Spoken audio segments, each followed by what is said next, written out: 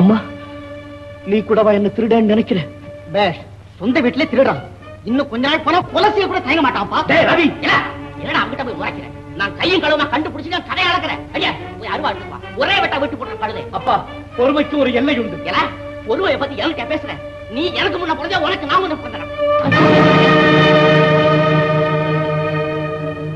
அப்பா, நீங்க என்ன திருடன்னு சொன்னதை விட இந்த அடி எனக்கு ஒண்ணு வலிக்கலப்பா.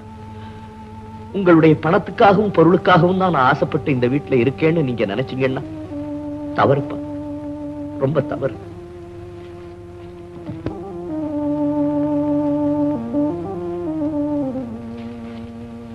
அப்பா, உங்க கையை எதிர்பார்க்காம நானே உழைச்சு சாப்பிடணும்னு ரொம்ப நாளா நினைச்சுக்கிட்டு இருந்தேன். இப்ப நீங்களே எனக்கு ஒரு நல்ல சந்தர்ப்பத்தை கொடுத்திருக்கீங்க. ரொம்ப நன்றிப்பா. ஆனா உண்மையை உணர்ந்து நீங்களே உங்க மேல வருத்தப்படும்படியான